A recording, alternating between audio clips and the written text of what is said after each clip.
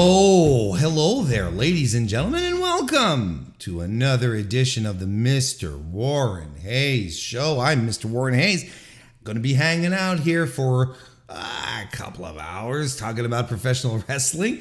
And thank you very much for letting me get into your ears to talk about professional wrestling. We're recording this on September 22nd, 2022. The big AEW Arthur Ashe Grand Slam show is now in the book. So, of course, we're going to be talking a lot about that tonight. And I'm doing a little something I like to call Topics Roulette, where I source topics from everyone on the Mr. Warren Hayes Show Discord, members of the Mr. Warren Hayes Show channel as well, and on Twitter. Just give me topics, give me ideas, and I put them all in a roulette, and we'll just pick them randomly and see what happens. So we got a fun show here. But look, first and foremost, like the video if you're on YouTube. Subscribe if it's the first time you pop in here. That way you won't miss a thing. And that would be fantastic, not missing a thing. I'd love to have you back. And on top of that, if you want to become a member of the Mr. Warren Hayes Show channel, look, I'll tell you, if you do, you get access to some mystery shows, some shows that are just available for members, such as the Going Broadway show, where I create extra content, basically the topics that I don't cover on the Mr. Warren Hayes Show proper. I do it for members only, so you can get in on that. And if you're listening to this on your favorite podcast application, thank you very much as well. Leave a 5-star review on Apple or a 5-star rating on Spotify. It helps out tremendously. A tremendous deal to grow the podcast. But you know what? I'm just enjoying the fact that you're enjoying listening to this, and I'm enjoying the fact that you're enjoying listening to this. So let's have a nice enjoyment circle, all of us together, and let's get right to it. It's a fun show. Hope you stick around. Well, yeah, I hope you stick around because you pressed play. I hope we can get past these first few minutes. Enjoy. Thank you for being here. Let's start off the evening by saying something nice about Bill Goldberg. Warren Hayes has 52 nice things to say about Goldberg. We all know the only truly successful rebrand would be NXT Black and Goldberg. Warren Hayes has 52 nice things to say about Goldberg. Weekly wrestling inspection. Let's go right to it.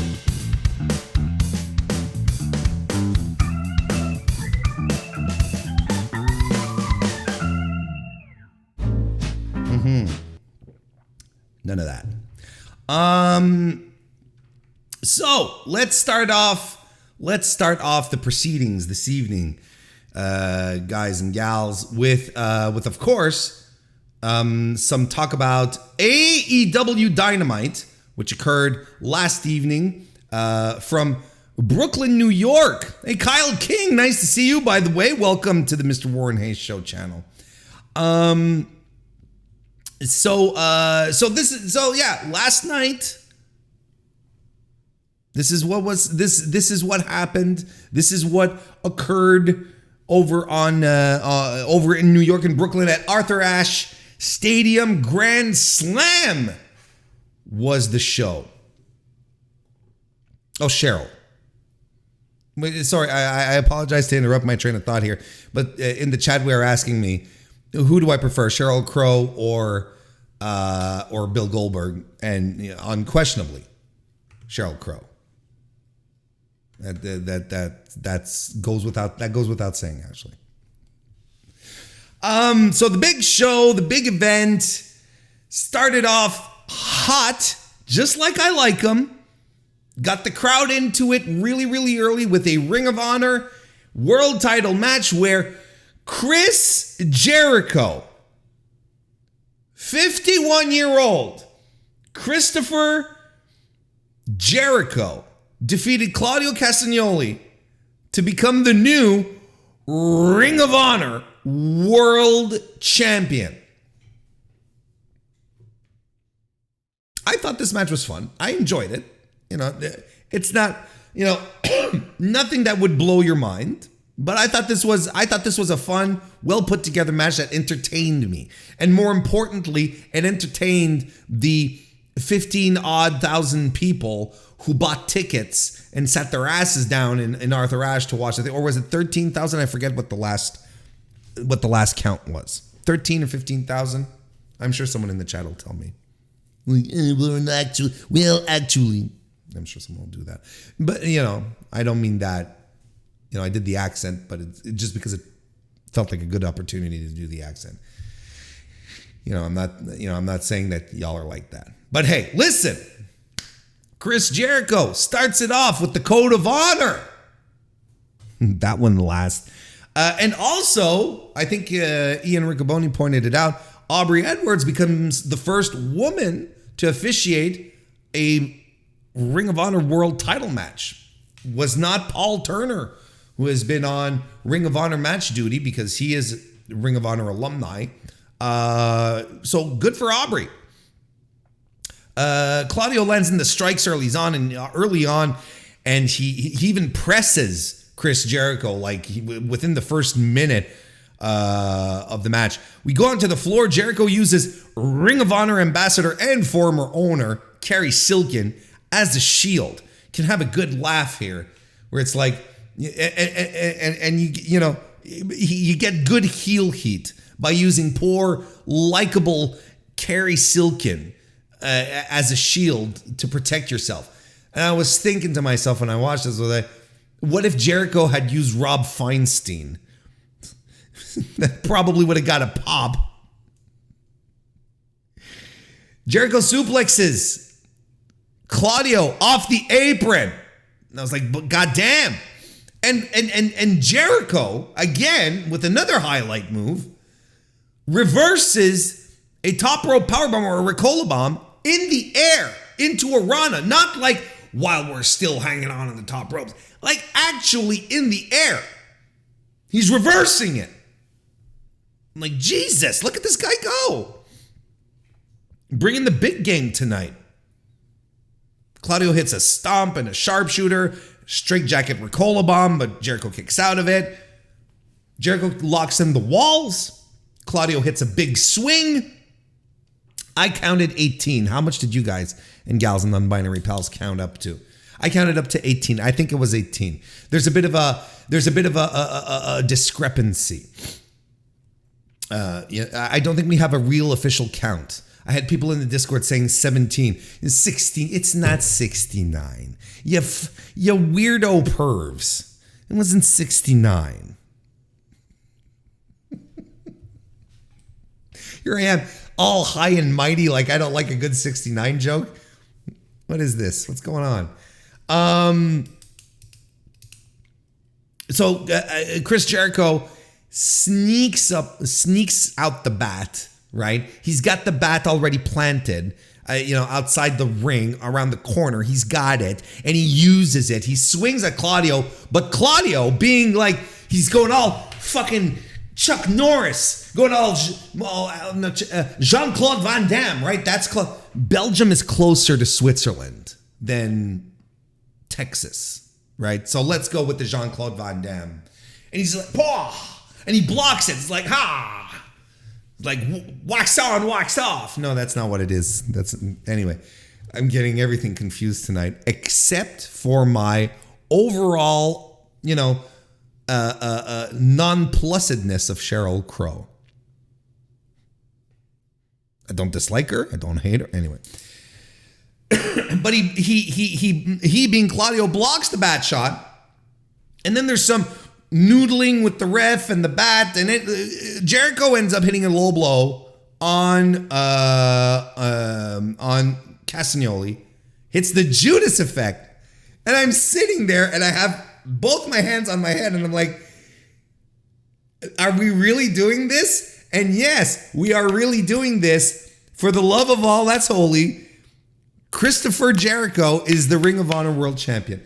Now, I want to say hi to Pretty Kyle, who just joined us in the chat. Nice to see you. So, and Pretty Kyle likes to hear what he likes to hear. That's all. This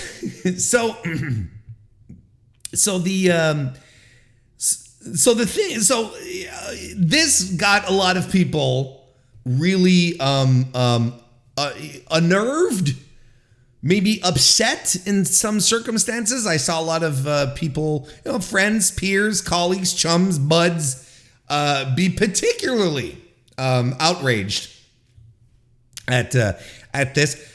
I personally, myself, I think this is very good storytelling, and this is great, as they say, great fucking heat.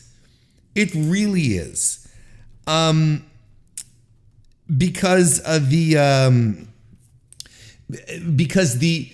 you have the sports entertainer becoming the head of the champion of what is overall considered to be the work rate brand, right?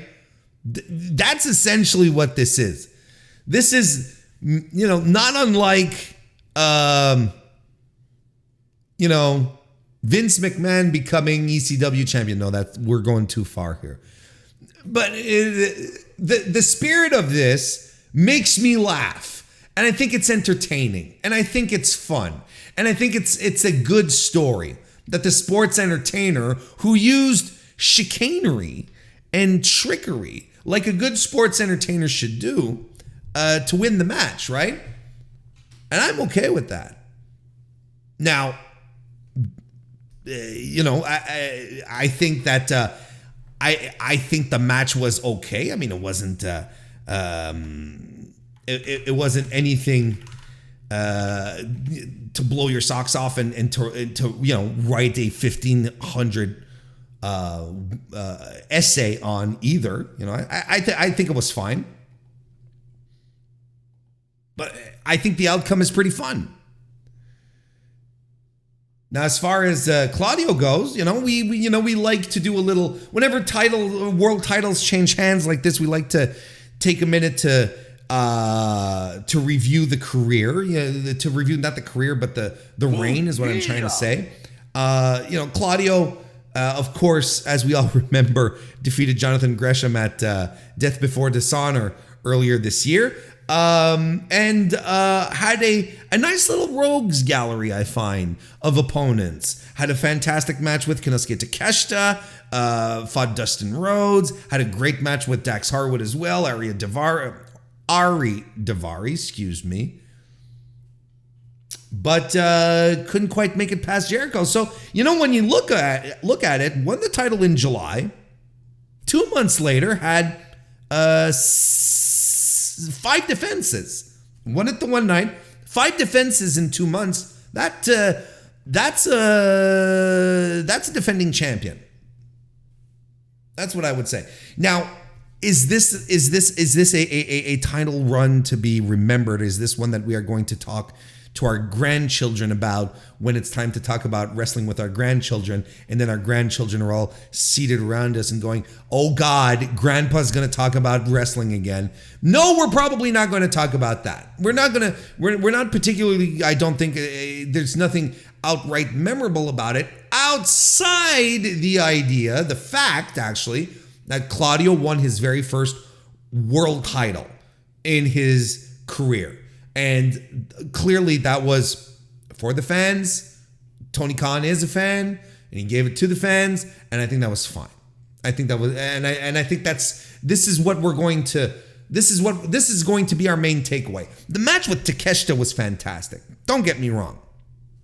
And all the matches were quite good. But I think I think it, the footnote of this being his first world championship in what kind of career he's had at this point.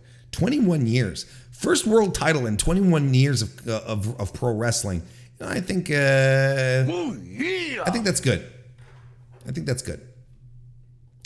So that's awesome. Actually, that's super awesome. Really. That Chris Jericho won. Now, we're all getting into our big brains here, and we're like, oh well, if Tony is putting the belt on Jericho, It's clearly because he's got the TV deal coming up. This fucking TV deal. This goddamn fucking TV deal. I am so sick of hearing talk about the Ring of Honor. When is Ring of Honor going to get television? When is going to run television? When is Ring of Honor? I can't do it anymore. Like it is the dullest discourse out there. I can't stand it. I don't want to hear it anymore. And of course, this is what everyone jumps on. It's like, oh, finally we're getting the TV deal. Who cares? Who cares?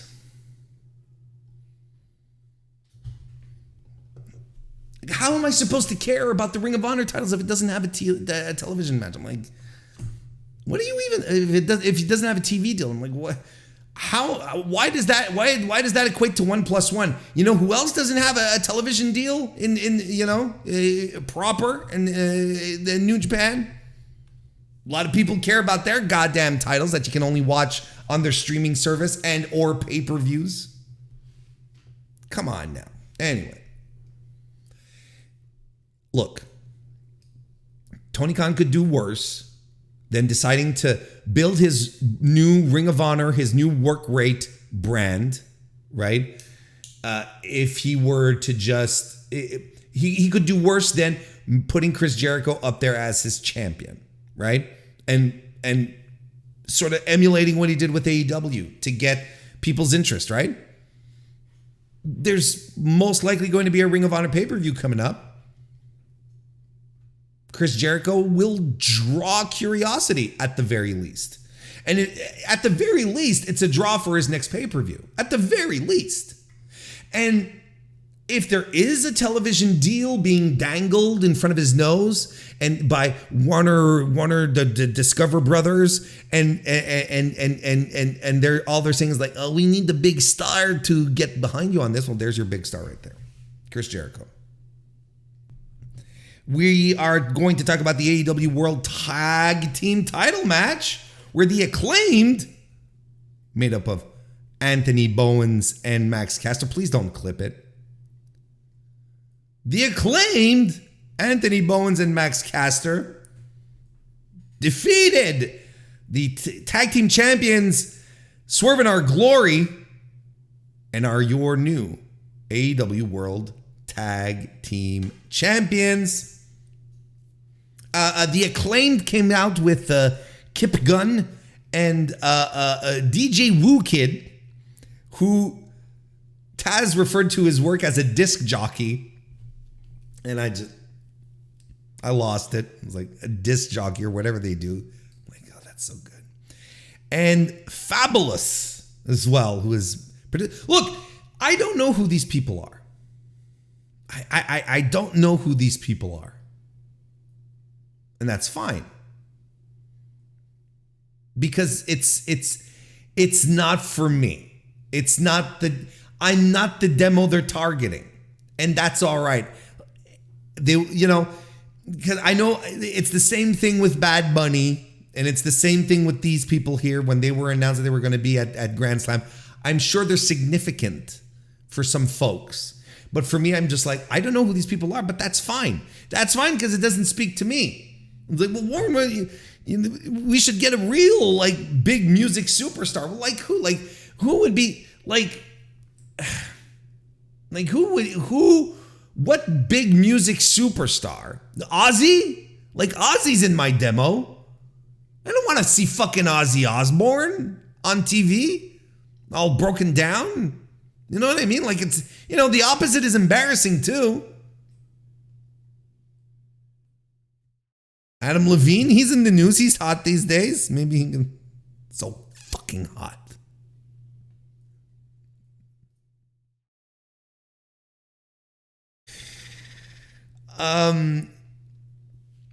But anyway, look, this I really like this match. I liked it a lot.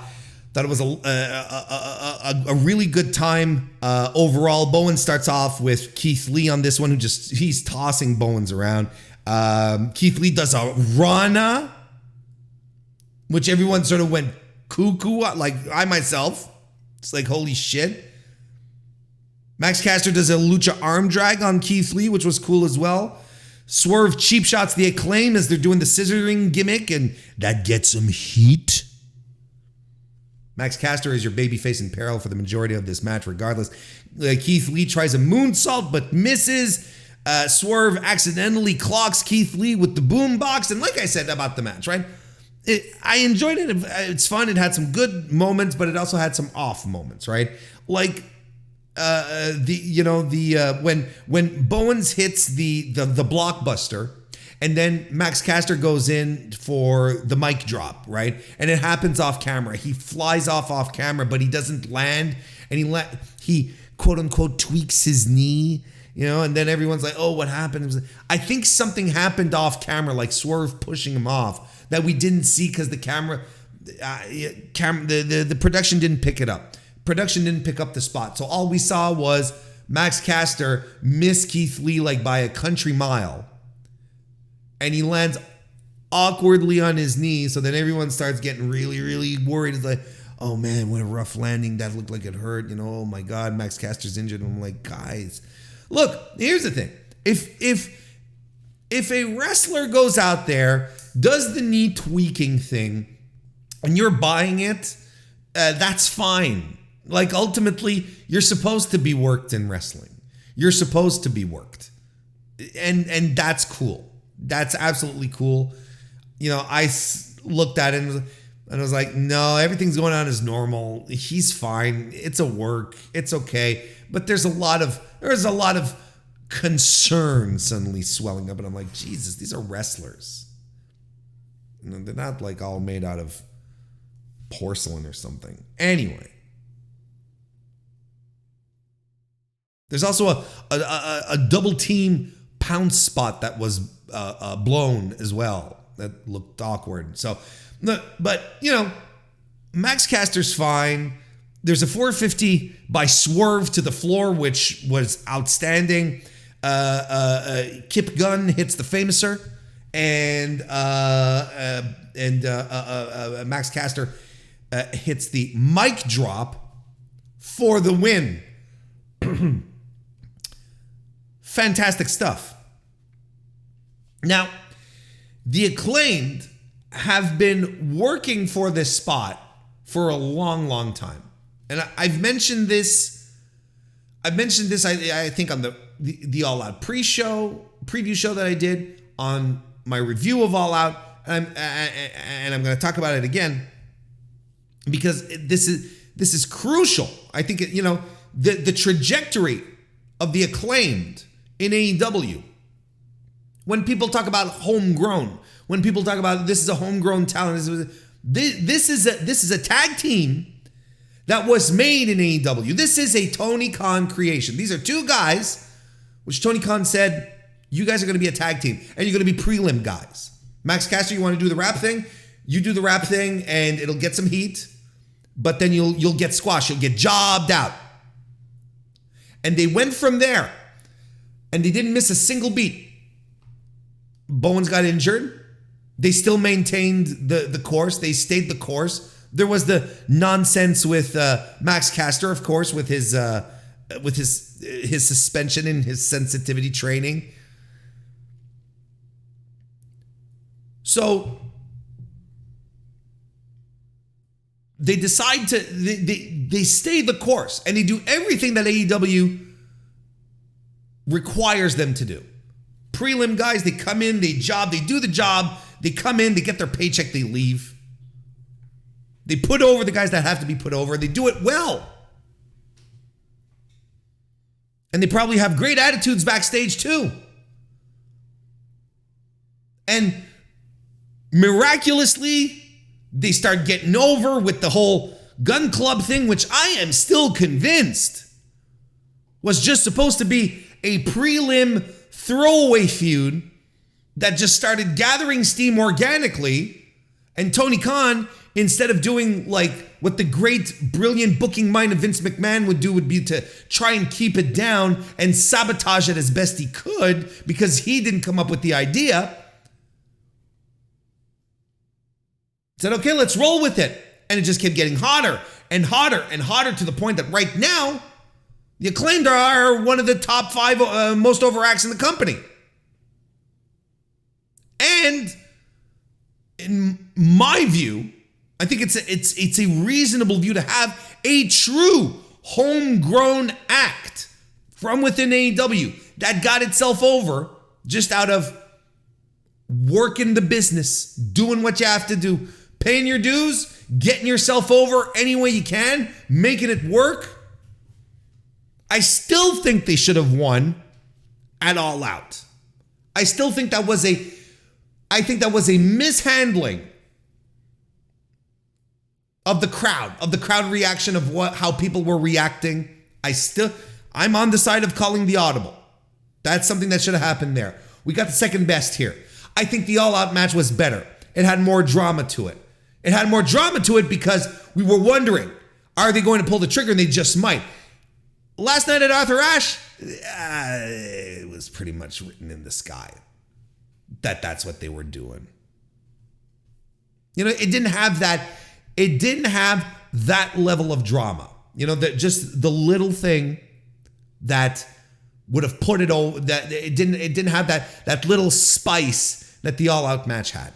It would have made the win more spectacular because it would have been so out of the blue, unexpected.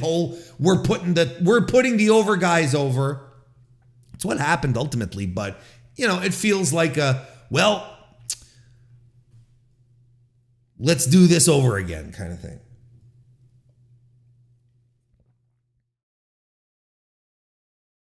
So good for the Acclaim. Good for Anthony Bowens, Max Caster.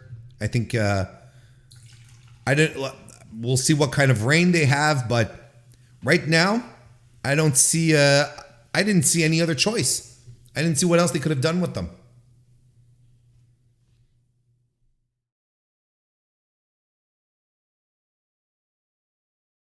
We get one of very few interviews of the night backstage where we have Cash Wheeler.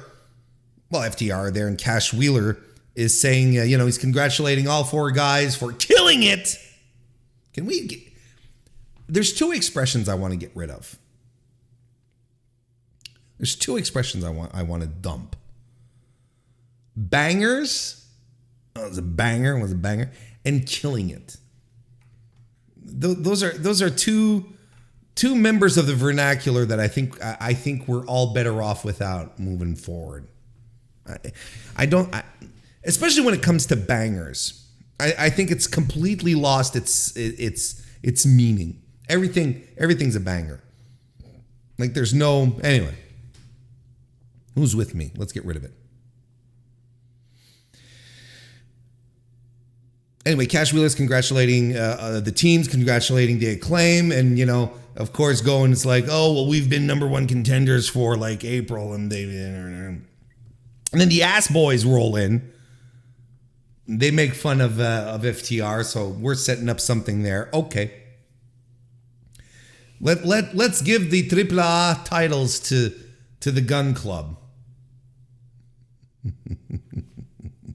Let's do that. A good fella 1422. Nice to see you and welcome to the chat. Yuta Wheeler is on the ramp with Tony Schiavone, which is kind of shocking because it's not as if our boy Wheels is well known for his promo abilities, but it's like, look, if you never do it, it'll never get better, right? Starts to cut a promo. MJF's music hits to an enormous reaction from the crowd. Why wouldn't you have that? You got people saying, I miss when MJF would get the boos from the crowd. Like MJF, like legitimate star. People are happy that he's back, and this is like week 3 of his return.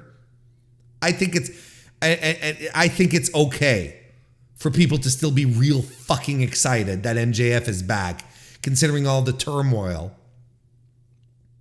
Come on now. MJF introduces himself as the devil and calls the crowd devil worshippers because they love him so much, you see. He says Wheeler Yuta will never get a reaction like he did because he's, chat, type it in with me, mid. I can confirm that the First Lady of the Mr. Warren Hayes Show, Kristen Ashley, did not like MJF calling Wheeler Yuta mid. He calls himself a generational talent, and Yuta starts making fun of him starts making a little fun of him. Says he's the master of low-hanging fruit when it comes to his insults and whatnot. He brings up Max's engagement to which was announced earlier this week, and congratulations to MJF and his fiancée. Wheeler says she's a wonderful young lady and smart, maybe a little too smart, because she's already figured out what the rest of us know, that you are a spineless, worthless piece of human garbage, and she's going to walk out on you just like he did on AEW, and I appreciated that. That was a. At first, I was like, I thought the insult was a little tame. There was a little, Sesame Street of Yuta calling him a piece of human, and I'm like, oh, he's gonna call him a human piece of shit, garbage. I'm like, oh, okay, PGing it up for me. She's gonna walk out on him just like he did on AEW. That I appreciate. I was like, all right, there you go. There's a jab right there. Boom, took it on the chin, did you? MJF makes fun of Yuta's lack of personality. He says he's come out here to wish the Blackpool Cuckold Club. What does he know that we don't?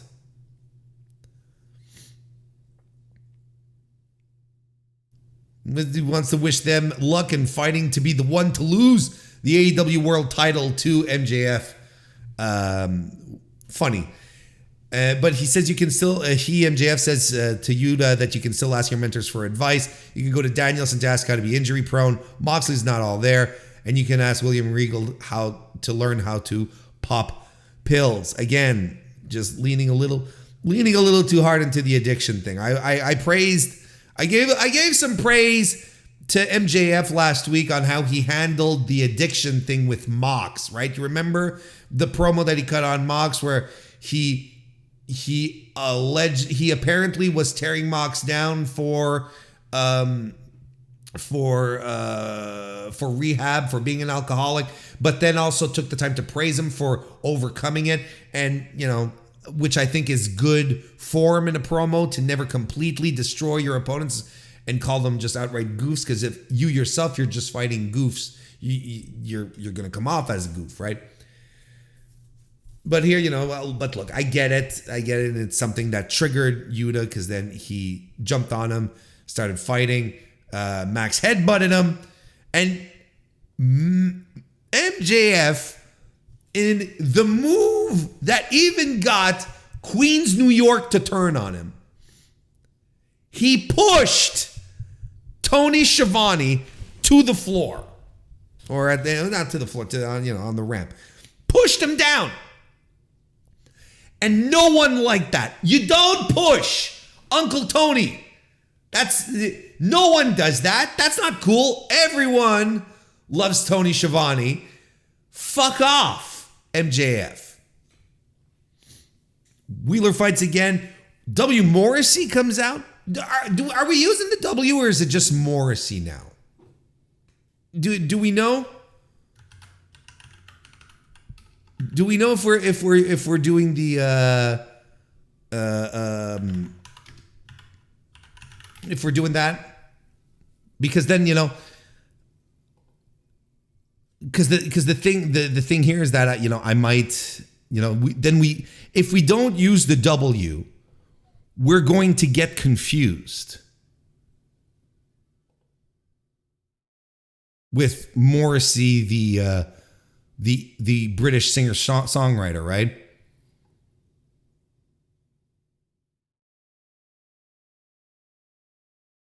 Take me out tonight where there's music and there's people and they're young and alive, driving in your car. I never want to go home because I haven't got one anymore. Take me out tonight because I want to see people and I want to see life.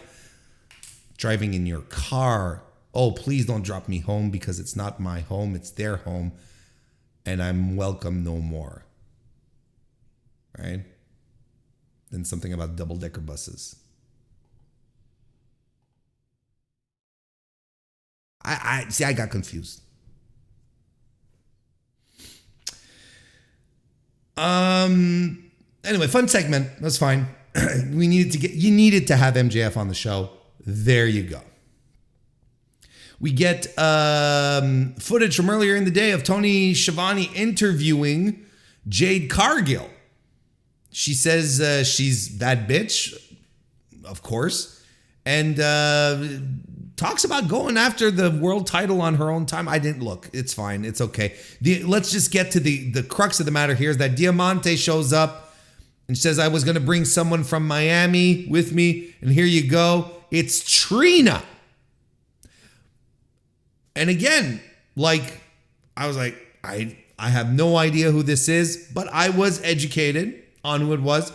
Very famous instrumental women hip hop artist from the early 2000s, made a very significant mark, a very significant contribution. I have to admit that as far as hip hop goes, that's an area of time that is completely in my blind zone. So I can't properly speak on it, but apparently she's a big deal. And again, I'm not mad. I'm not sitting here going, I don't know who that is. Not everything's tailored for me. Not everything is made for me. And hopefully it's not. Hopefully there's things like, hopefully there's stuff that appeals to everyone on the show. And again, it's okay. It seems like it's going to be a cool angle. She's, renowned for being a badass herself. So, giving her a thing with Jade just kind of makes sense. I don't think she's going to be wrestling, right? I think they announced that for a Rampage it was going to be Jade versus Diamante with Trina in her corner, but we'll see how. I know there's been spoilers floating around. I've only seen one. It's a significant one. I don't do spoilers. I'm not spoiling anything. I'm not saying anything. Not going one step further. But look, you know why AEW is doing this, right? You know why they're bringing in these artists. You know why they're bringing in people from music and so on. You know why they're doing this. And every time people get mad. And my stance is always the same. It's like, why would we have people coming in from the outside to fight professional wrestlers? That's my main problem with the Action Bronson stuff, right? It's like, Action Bronson he didn't spend his career honing his fighting craft, but yet we're going to feel like any Yahoo can jump into the ring and fight these dudes. And I don't like that perception. I've never been a fan of it. But if you want to bring in people to hang around ringside, to act as valets, to get involved in matches, interfere, so I'm fine with that. I'm completely cool with that. I'm really glad that people are stoked about Logan Paul getting a main event spot, as opposed to guys who've been wrestling since their 20s and even earlier, and who are in WWE and have been jockeying really, really hard to try and get any kind of spot up on the card, and they're just being leapfrogged by the likes of Logan Paul. That's all.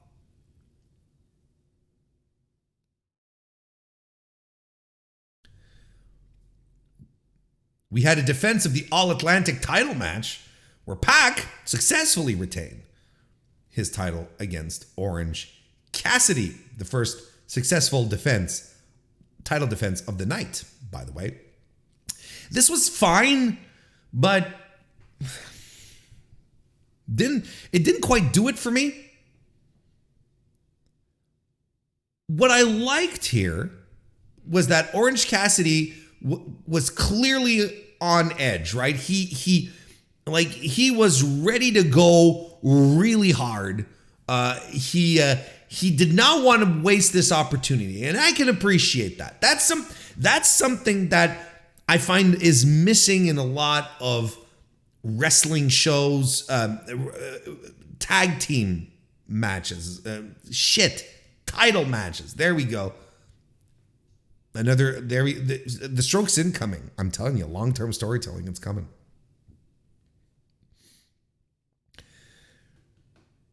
You know, making the titles feel important, having the wrestlers like really go for it. That's exciting to me. That makes me, it gets me invested. So when I see Orange Cassidy doing the shin kicks, but instead of doing the shin kicks, but then mixing it up and then hitting a drop kick instead of doing the final big kick, I'm like, okay, this is great. He goes like early on for an orange punch and you're like, okay, he means business here. That's how you get me into it. Pac hits a corkscrew dive, fun little spot here where Pac goes up top. Orange Cassidy is on the mat. He just rolls out of the way. And I love the moment where the audience is applauding and Pac just looks around and he goes, and he's mocking. He goes, oh yeah, you're applauding this idiot just rolling out of the way, you know. And Pac beats up on him some more, brings him, gets him back into position. Pac goes up top again, but Orange Cassidy lifts his feet. He doesn't wait till Pac jumps off. He just immediately lifts them. And he's like, come on, brother, jump. You know, so I like this little something here, a little spice here. We have Stun Dog Millionaire and a pair of DDTs, which Pac just sells like he's been, like he's been shot with a 12 gauge. It's ridiculous. The selling that this man does, absurd. I still maintain that Pac is right. I still think he is the perfect pro wrestler. Strength, agility, high flying, selling. There's nothing this man does not do well. Pac gets back on the floor. He sneakily uses the bell hammer to clock OC over the head, rolls him back into the ring and covers him for 3. So with this finish here, I'm like, this explains why this match felt a little dry to me. Clearly they have a second one in them. They're not ending this feud here tonight. That's fine. But at this point, I'm also like, man, every match here has had like outside interference. Can we just get a clean win? Can we just get something can we just get something where someone doesn't do something that immediately impacts the outcome of the match? Can we do that? Can you do that for your boy Warren?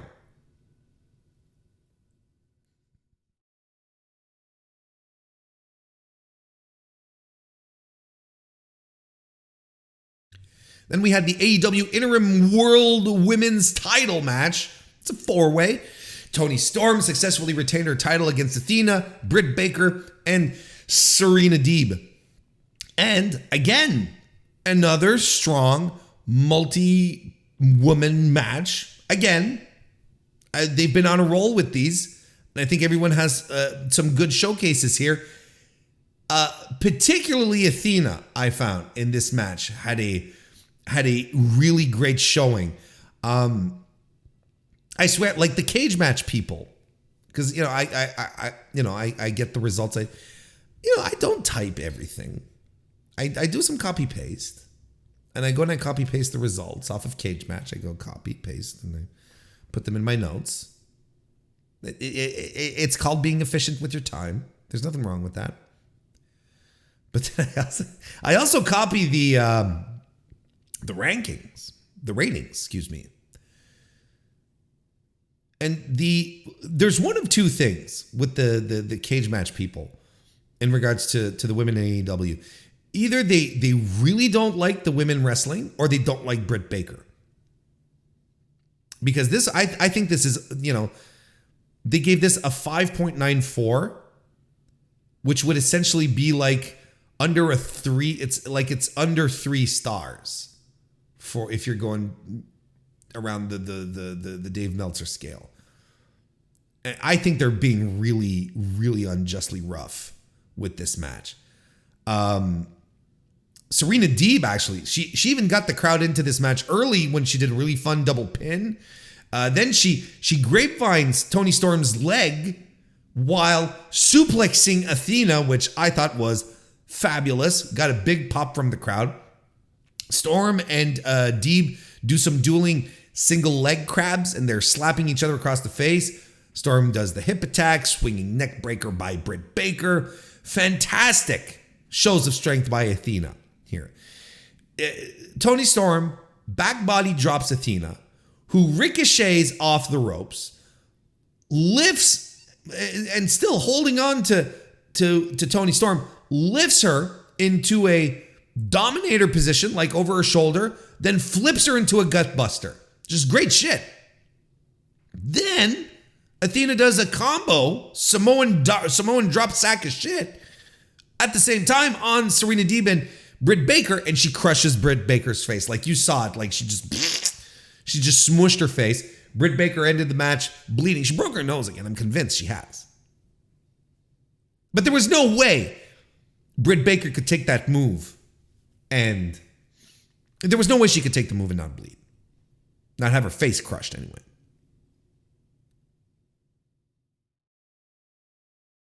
Toni Storm gets a crucifix on Brute Baker.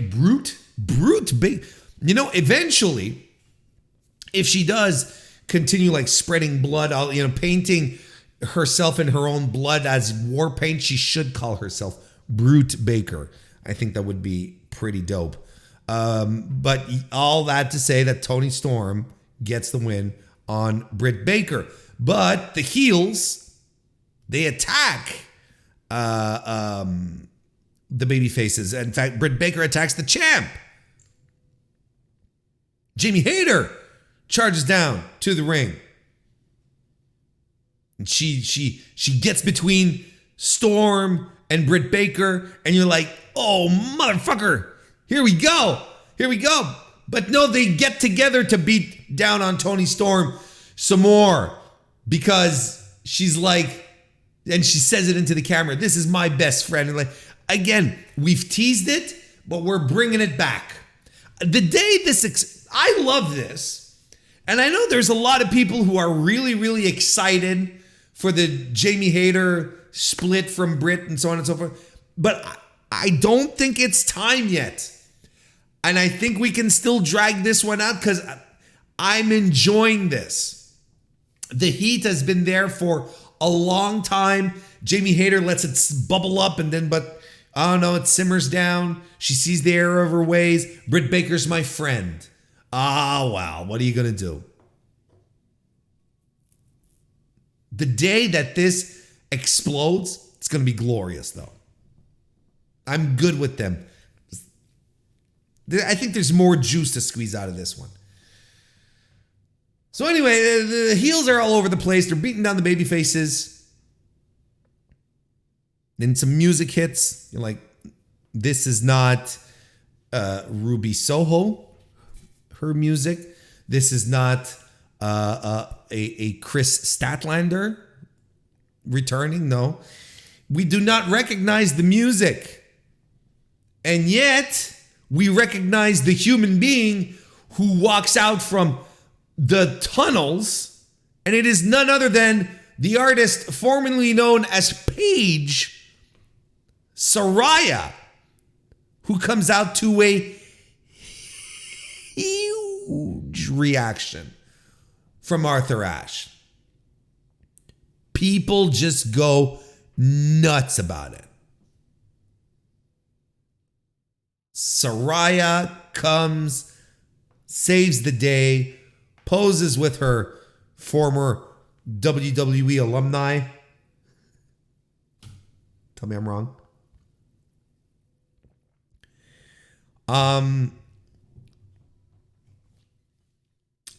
Look, this is a big deal, and I'm going to be completely honest with you. Bigger deal than I anticipated. Bigger deal than I thought. To the point where I wasn't even thinking about Saraya Page being in AEW. Where I was like, it just completely flew over my head, and I was like, what is the big deal? There's nothing really to talk about. And she'd been shooting down rumors, and not shooting down rumors, but she'd been saying, oh yeah, I'm not quite sure I want to go to AEW. I want to write a book, I think she was saying at some point. And then, there were Fightful Select reports saying that, AEW had been in contact with her this summer, but nothing really came of it. And yet here she is. There she is, right smack dab in the middle of an AEW ring. The crowd up on her feet, and social media going nuts. I think I completely underestimated the reach that this woman has.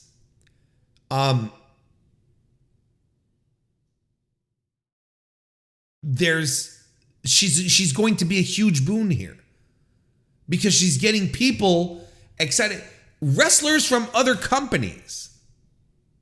WWE, let's just outright say it. Bayley, Sasha, who are tweeting out congratulations to her. You've got the Bellas. You got everyone who's ever worked with her, who's ever been in WWE, getting excited for her. Oh, let's go then. And this is the kind of... I've even seen people, take this for what it's worth. I mean, it's not exactly I'm not coming in with like some deep analytics here, but I have seen people going, oh, Paige is back. I'm going to watch AEW now. Take that for what it's worth. We'll see how that turns out, right? But the idea here is that people missed her. She was a big deal. And clearly she still is. Millions of followers on social media. No wonder she didn't want to give up her Twitch channel to fucking Vince. No wonder. This is the leverage she needed to go anywhere else. And she, like I said, she's going to be a boon to this women's division because she's a star.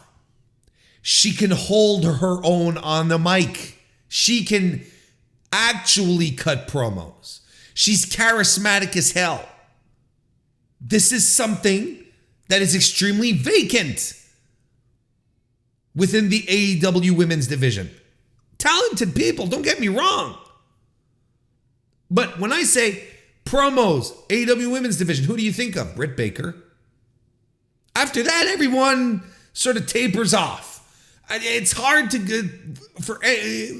go, oh yeah, but there's also some pretty good promos outside of Britt. So Paige coming in here on that front, that's just a shot of charisma. That's a shot of star power right there. And honestly, I'm like sitting there and I'm going, look, short of Sasha Banks, this is probably the best get they could do. And I didn't realize it. This one flew completely under my radar. I have no excuse. I fumbled the ball. I should have been sitting here for weeks saying they should bring Saraya in.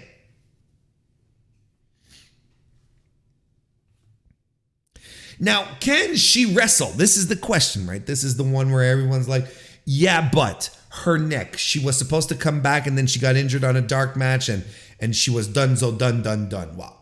Look, we don't know. We are going to find out, aren't we? She had been giving updates earlier this year saying she's been doing a lot of neck strengthening, right? Doing a lot of training specifically on her neck, strengthening the muscles, making sure that she can take a blow or two.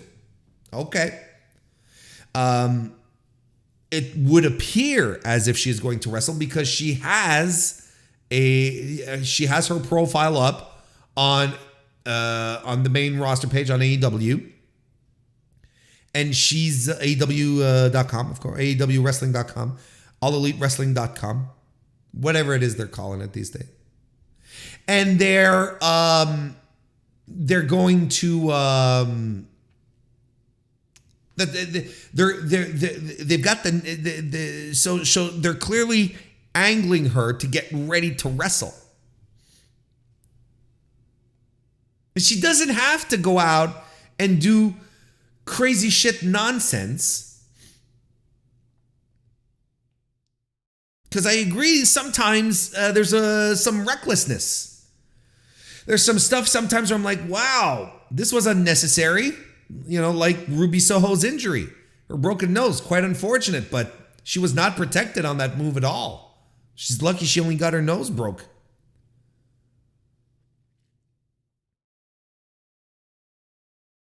But I think, look, they have Sting on the roster, wrestling once in a while, coming in, tag team matches, doing a spot, everyone loses their shit. I think it is possible to book Saraya in this fashion, smoke and mirror it a little, use her strengths, don't put her into any legitimate peril. I think it is possible, 100% possible, to pull that off, because we've seen it. We've seen it with Sting.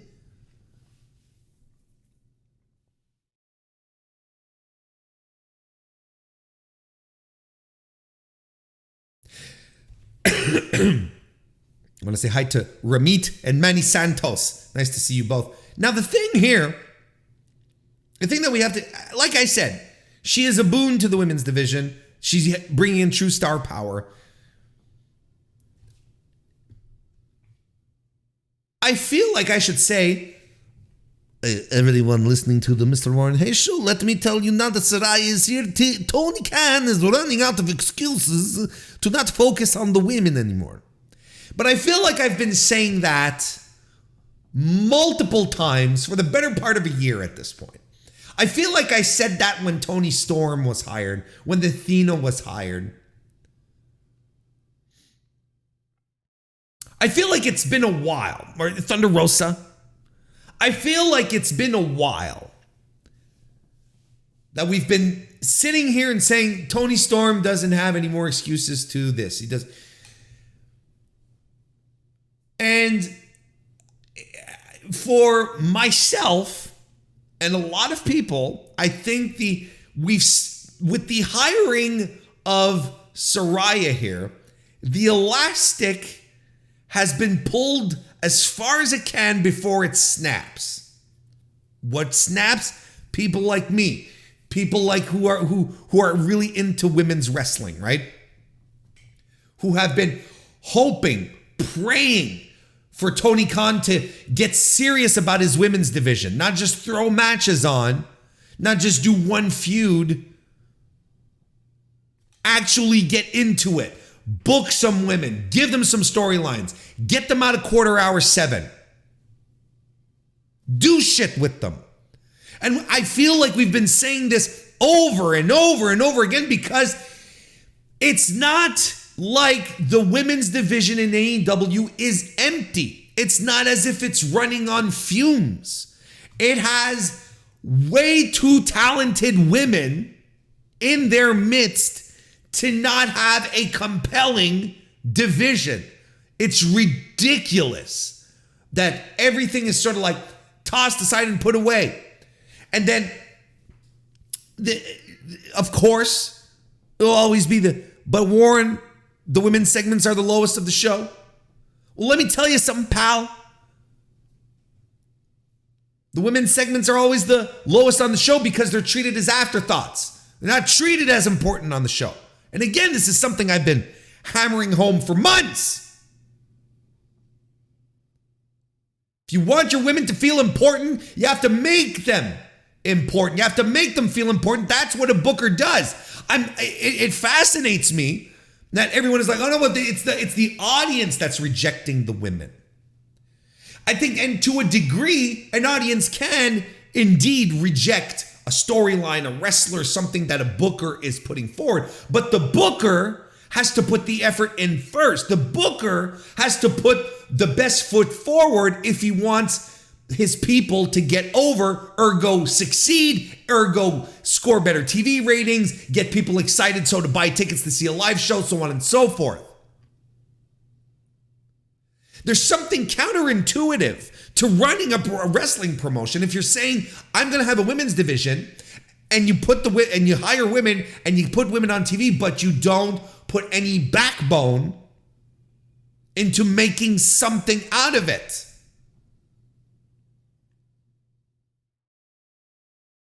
So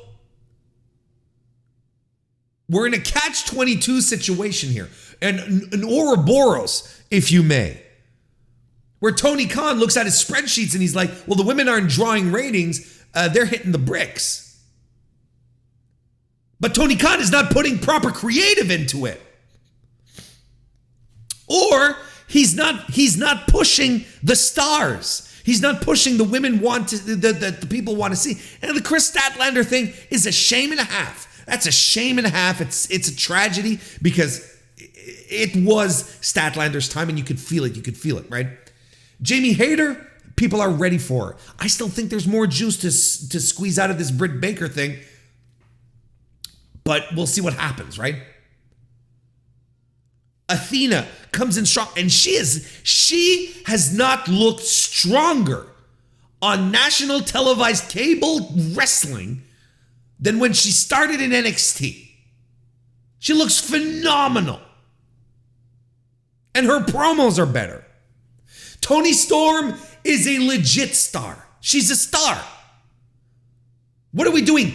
Sitting on our... And then you have Nyla Rose on top of that. OG of the division. You've got Rio that you can call back at any given fucking time. And the audience goes apeshit for her. What are we doing? What are we doing? It's nonsense. So again, I'm sitting here and I'm saying, Tony Khan is running out of excuses, especially with Saraya coming in, more than ever, to not book the women proper on the show, give them good creative, let them have time on the shows, let them have time at the papes, book more than one match, more than 2 matches at the papes. Let them go. We get a video package of Darby Allin. He's going around New York with a body bag. He says, I'm doing a funeral at Arthur Ashe. Is this going to be a Malachi Black thing? Is this going to be distasteful? Anyway. Finally, the main event. AEW World Title Grand Slam Tournament of Champions Finals. Jon Moxley, Three-Peats, defeats Bryan Danielson to become, once again, the AEW World Champion. DGMC, nice to see you. Welcome to the chat. Fantastic match. Fantastic match. We had a super dynamic match to open up the show and a fantastic match to close it up. Danielson in control for the better part of the fight here. His kicks, they're caving in Moxley's chest. He is all over Moxley in this one. Hits a German suplex on the apron. Busaiku knee. Mox has little to no response to the offense that Danielson is laying in. Finally, Moxley gets a single leg crab in. That finally does some work on Danielson's ankle. That's transitioned into a leg capture suplex by Mox. And a label lock after that. Danielson worms out of that into a cattle mutilation. We get a curb stomp by Jon Moxley. And I'm like, oh, is he going to do a Superman punch? He hits a Death Rider, but holy shit, did he get elevation on that Death Rider. It was more like a butterfly suplex than a Death Rider. Like, look, bless his heart. Danielson does the head stomps. Moxley does the head stomps too. They're fighting up the ramp. Moxley hits a Death Rider on the ramp, and the ramp is inclined, right? So Danielson is rolling down the ramp. He's kaput. He's done. His moment, his wick has burnt out. And Mox sort of dashes to the ring to cover him. But Bryan Danielson is the greatest fucking professional wrestler of all time that ever come out of North America. So he kicks out of it. But Moxley locks in a rear naked choke. Danielson tries to break out of it as much as he can. But no, he dies. He's dead. Jon Moxley killed Bryan Danielson. He just that's it. We're done. And then after the match, we didn't see it on TV because we were running out of time, folks. Bryan Danielson strapped Jon Moxley. He put the title on him, you pervs. It was good. I love this match. I think I like the Revolution match a little more than this. I think. But this still ruled. This is what happens, guys, gals, non-binary pals. This is what happens when you put two of the absolute best in the world in the same ring together, and instead of trying them to say, hey, look, you got to hit this spot in front of the hard cam at 456, and you let them fucking beat the shit out of each other. This is fantastic. This is what you get. You get a pro wrestling match. That's what you get. I was stoked for it. I loved it. I think it was great. And a fun show for Arthur Ashe. I thought Grand Slam was excellent. I had more fun watching Grand Slam than I did All Out. Overall. It's a gate success for AEW, for Tony Khan, breaking 1 million at the gate. Fantastic stuff. TV ratings dropped from last week, still over 1 million. I would consider that people are in the office at AEW Towers pondering over the numbers and going, we're a little disappointed here. But you still have to be satisfied with the fact that you still broke over 1 million, but you're down from last week in audience, in the demo. It's got to be a little bit of a jab. However, you are still 3 weeks in a row over 1 million. What happened just a little over 3 weeks ago that people were wondering, oh, this is the death knell to AEW? What was the thing that occurred? That a lot of my peers, and I use that term very loosely in this case, that some of my peers were like, oh, well, this is it. AEW's dead. What was it that happened? What was the thing that, oh yeah. CM Punk and the Elite got into a fight, and then they all got suspended. Oh, right. That thing. Oh, right. The media scrum. Oh, right. And since that time, without Phil Brooks, without Kenny Omega, Matt, Nick Jackson, they are still hitting. They're still over 1 million in viewership per week. So I would assume, like I said, that the stadium show, that Arthur Ashe, the ratings turnout was probably a disappointment. I'll grant that. But I think there's another story to this as well. That might be a little, and we'll see how it goes again next week, right? Keep an eye on this, on these things. But I think this is it here. I think this is proof that AEW is going to be fine, whatever they decide to do with Phil Brooks or the Elite. I really do.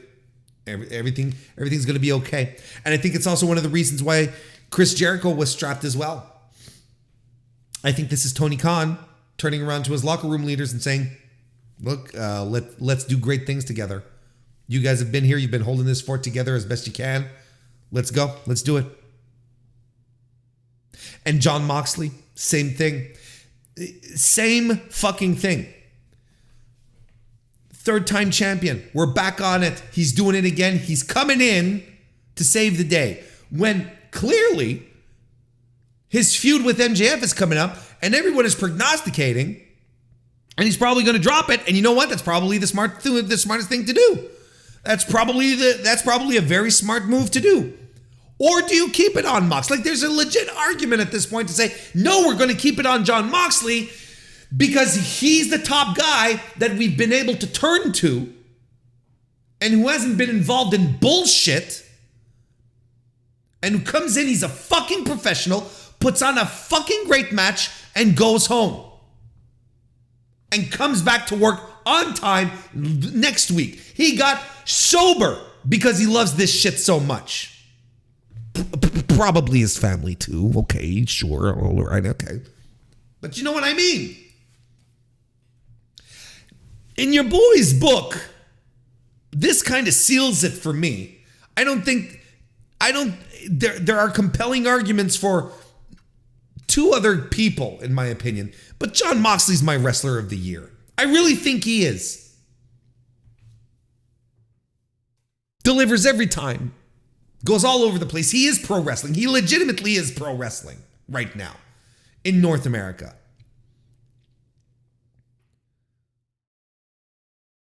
Break glass in case of emergency. Break glass, get Mox. Just like Vince used to do with The Undertaker, right? Ratings are dipping. Let's bring in The Undertaker. Let's do an evening of Hall of Famers, all that shit, you know? Now we're bringing in fucking Jon Moxley to get the job done. Let's go. Let's fucking go. I'm stoked. I'm stoked for him. I'm stoked to see if this trend continues for AEW.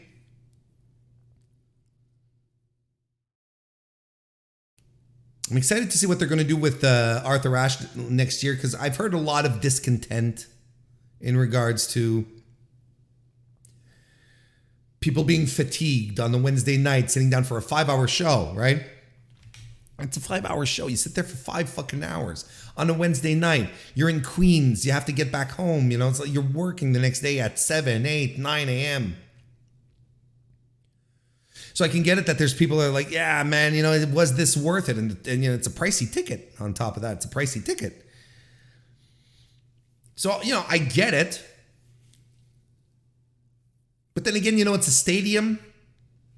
It's one of the biggest shows that you put on, that you've been putting on for the past 2 years. You have to amp it up. You know, and it is a pricey ticket. So you're like, yeah, let's give value for the money. We're going to do 2 hours of Rampage and 2 hours of Dynamite. Maybe is it a little too much?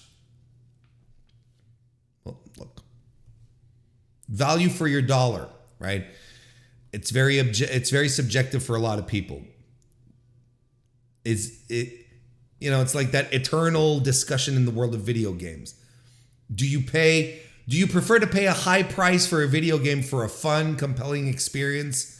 Or do you want a game that will provide you like with 30 to 60 hours of gameplay? What do you prefer? So it's the same thing here. Do you want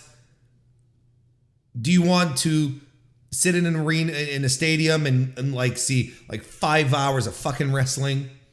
And you know, it's like, I don't mind paying this amount of money because I got so much wrestling. Or do you want to turn this around and be like, well, I would like to see a little less wrestling, but really quality wrestling, and I'll be satisfied. Okay. That, fair arguments either way. And now we are going to turn to the main event of the show. We are going to be doing the topic roulette tonight. Ta-da! No, ta-da! I got the topic roulette here all ready for us. So what I did is I went and I sourced topics from members of... Oh, by the way, hi Pluggo, how are you? Welcome to the chat. Forgot to say hello. Hope your beard show went well. So I sourced topics from members of the Mr. Warren Hayes Show channel, from people on Twitter, from people in the Discord. And we sourced these. I sourced the topics, and we got a few topics here that have all come from, like I said, from people who follow what I do. And I was like, look, give me a topic. Tell me something you'd like me to talk about this week. I'll spin the wheel, and if we get to it, I'll talk about it. All right. So we got a few here. If you're watching live right now, I'm scrolling down the list of what we got. So I'm ready to talk about all of this. I'm good to go. So I'm going to give it the first spin. And of course, if, then we'll delete the topic, right? If we get to it. But we're going to go ahead with the very first spin of the night. Here we go. Oh, shit. Is that loud? That's pretty loud, right? The wheel is spinning and it lands on Vince McMahon in the Hall of Fame. So this is a rumor that's been going around, that started going around earlier this week, that that apparently Vince McMahon, former wrestling promoter. Christ, that's weird to say. Is going to be inducted into the 2023 class of the WWE Hall of Fame. I think since that news or that rumor's been circulating, people have been, I think it's been debunked, or at least, it's like, well, we're not quite as sure as when it was first reported. Like, don't put too much stock into it, right? Kind of thing. That's fair. That's absolutely fair. Frankly, like Vince McMahon is a first ballot WWE Hall of Fame inductee. Like that is, it's not even a question. It's his thing. He came up with it. It's his. It's his. So what are we like? Of course he's going to be in the Hall of Fame, and I think that's unquestionable. Chat, I think you agree with me. Wouldn't you agree with me? You better fucking agree with me. But the question is, when is he going to be inducted? That's the whole question. Because don't forget, there's all sorts of people, all sorts of weirdos who've been inducted into the WWE Hall of Fame. Vince wouldn't be the first questionable entrant, but the question that we do have is, when does he get inducted? I myself would not induct him in 2023 because everything is still very fresh. I wouldn't do it. It's WWE though. I wouldn't be surprised that they use the Vince McMahon aphorism of fuck him and just induct him nonetheless. But look, I guess there is still some reporting that needs to be done. I think there's still some news that needs to come out. Like there are still some reports. We haven't gotten the full picture yet of all of this, and we don't know what Vince's consequences are as of yet. The investigations, and the reporting by the Wall Street Journal, it's all sort of fallen aside. It's all sort of like taking a back seat right now.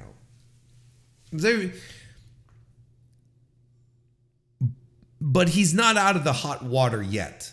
I would assume that if Triple H has, a spiral binder, not unlike Tony Khan, where he pencils down notes, I wouldn't be surprised if he's penciled in VKM for the 2023 class. But when he goes in, he's a first ballot thing, right? You know this, right? He's going to be inducted. So there is our first topic from the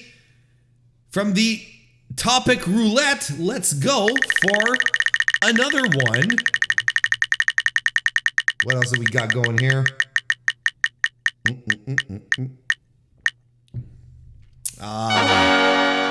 This is one that a lot of people are excited for me to talk about.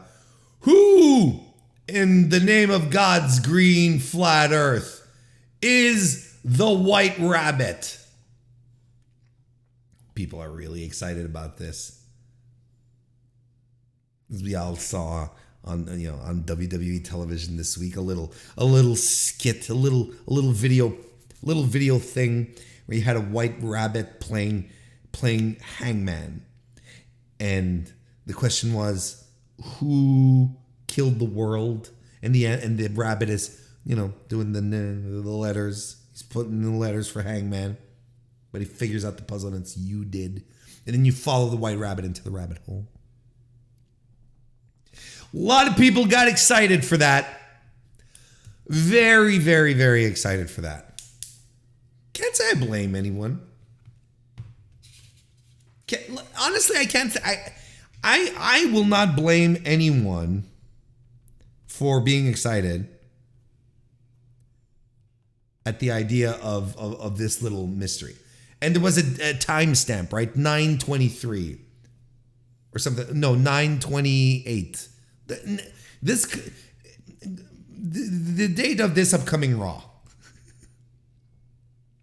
So now people are going, oh, who could it be? Who could it be? There's a very obvious answer. There's people are going, Karrion Kross. Was it the Right Rabbit in Lucha Underground? That show that absolutely no one who watches WWE has ever set their eyes on, right? They wouldn't have a clue about Karrion Kross and this White Rabbit thing. But there was a sand, what the fuck do you call those things? I'm drawing a blank. The sand timer, the sandpaper, this.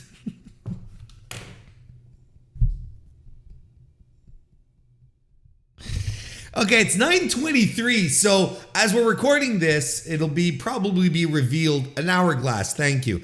It'll probably be revealed on SmackDown. Maybe we're all having this discussion for moot at this point, but I of course the most obvious reaction, not reaction, but the most obvious theory. And the one that makes the most sense is Bray Wyatt, who has been conspicuously silent, and there's been so many rumors going around that Bray Wyatt is coming back, and he's been in discussions with WWE and so on and so forth, but nothing's been confirmed.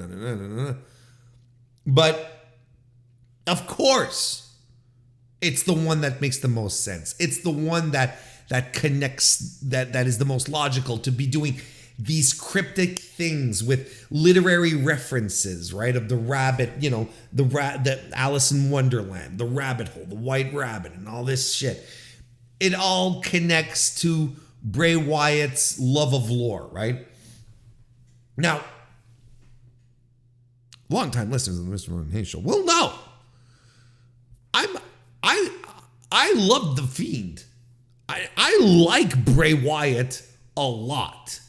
I like Bray Wyatt a lot, because if you are going to have a promotion where you drill hard on character development and having wrestlers who can portray things that will make you believe and make you feel shit, Bray's right there.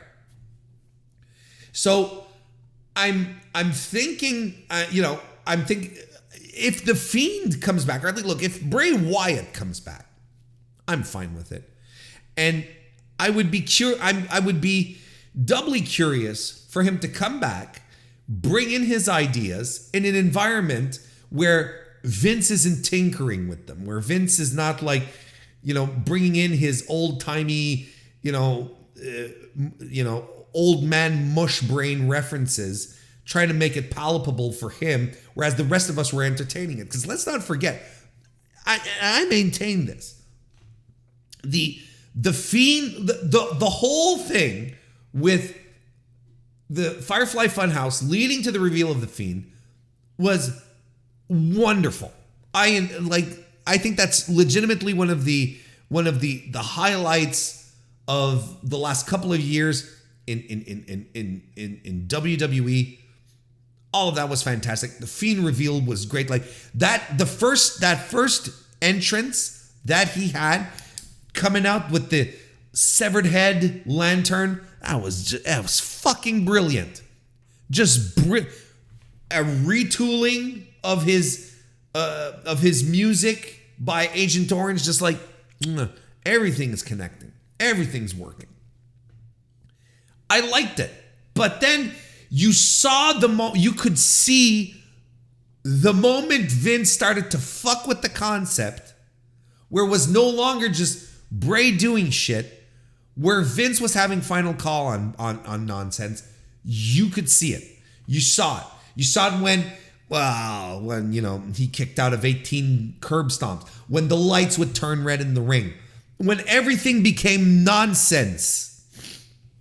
And it lost that charm, that innocence, that charm that Bray's universe had created. Once all of that was kicked out because Vince never watches television, doesn't understand entertainment, doesn't understand what people want to see.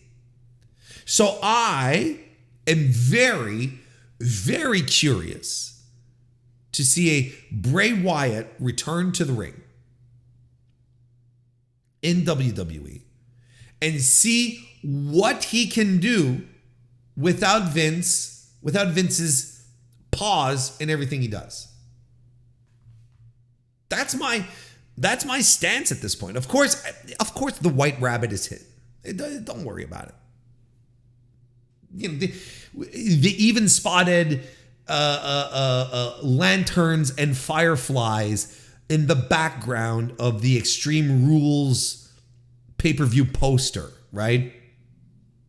We're good. We know what's happening, right? And you know what? Bray's going to get a huge reaction.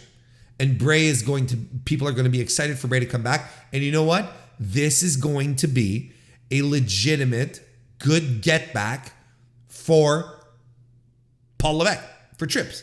Just like Johnny Gargano and Braun Strowman to a degree, but Bray is higher than that because Bray has always had a very organic fan base, regardless. He's always had people who loved him. It all connects to me. It would be a bigger get than Dexter Lumis, a bigger get than fucking Top Dollar. Like bringing Bray Wyatt back, that's a big deal.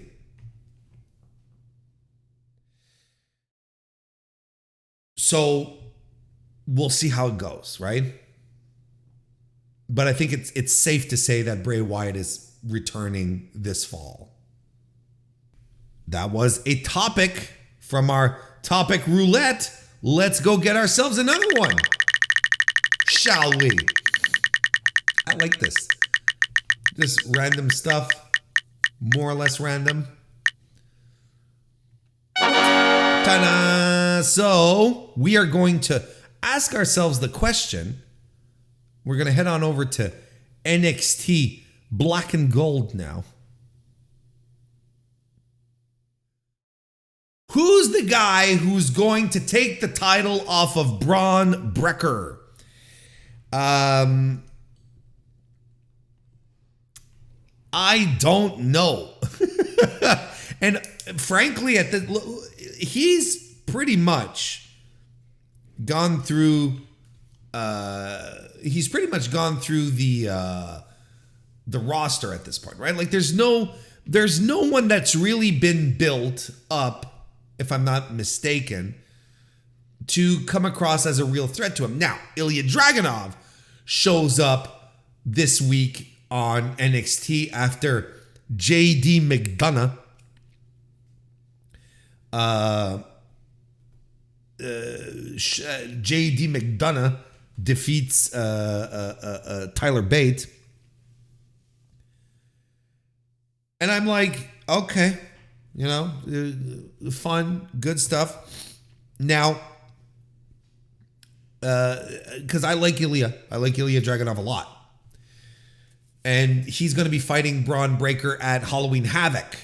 That's the match they have set. Now, if you're giving Warren Hayes the book, you're saying, Warren, put this match together. I turn around and I turn around, I take the book, I take my pen, and I write down Ilya Dragunov defeats Bron Breakker. 2 Ks or 3? 2. Bron Breakker. Clean.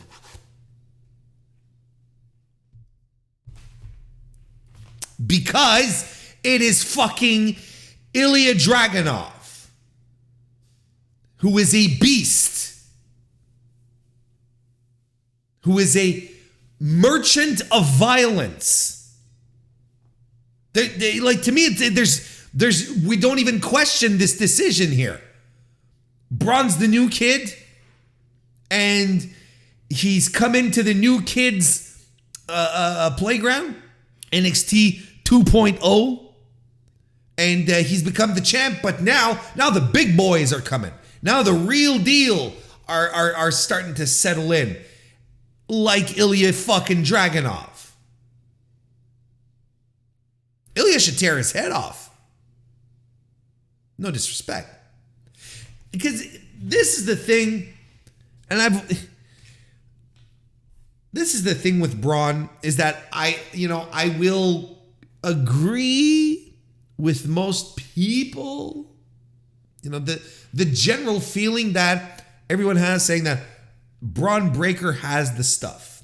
And I will agree with that to a certain level, where right now, I think what he's missing is presence. He's missing, what's the word I'm looking for? He's missing presence, confidence in his presentation and how he conducts himself, right? Because I think he has fun matches, right? But I haven't seen like the spark of genius. I haven't seen the thing like when I watch, let's say,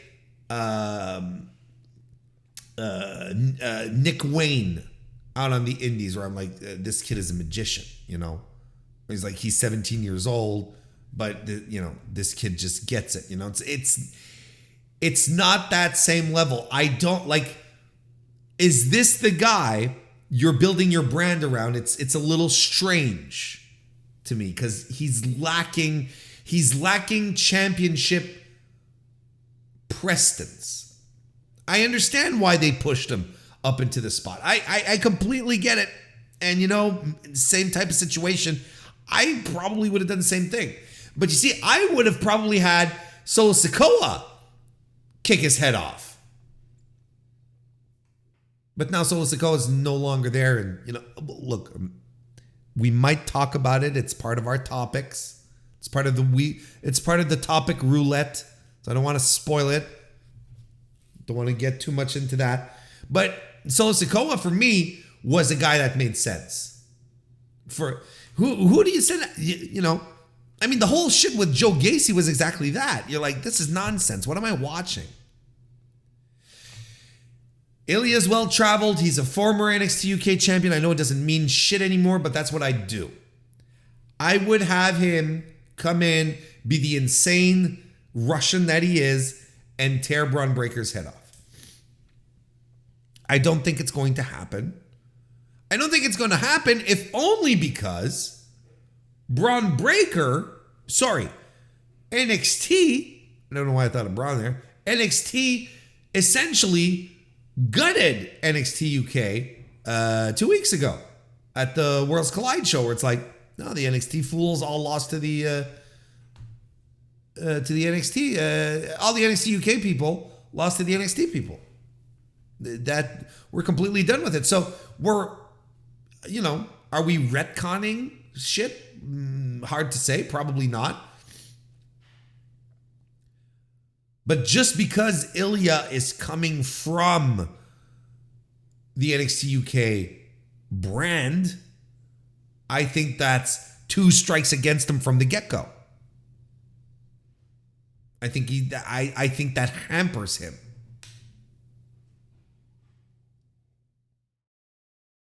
And it's a shame, because Ilya rules. Chat, people in the chat seem to believe that it's going to be Ilya that's going to defeat Bron Breakker. And again, that's what I do. But I don't think that's what it's going to be. I don't think he's the guy. And I don't see who it could be other than bringing in someone from the outside to do it.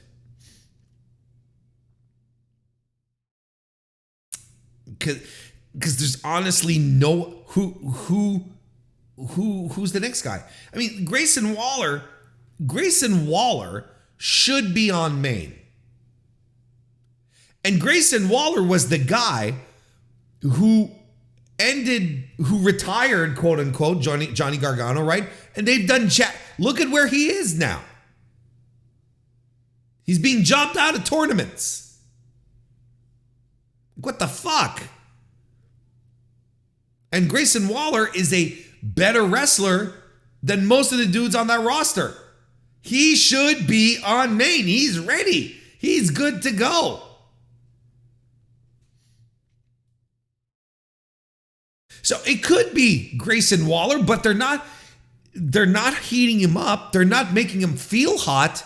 He's cold as ice right now.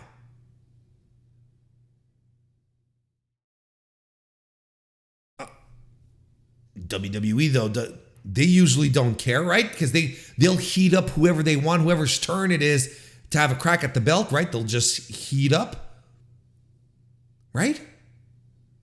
But it's a new regime, so shouldn't Triple H not do that anymore? Shouldn't he be properly heating up contenders for his champions? I've been told. I've been told that this is how it's going to work now. Look, I don't know. Frankly,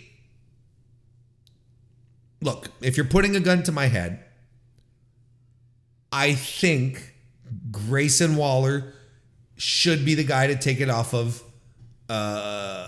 Braun, because Waller has been there since the start of NXT 2.0.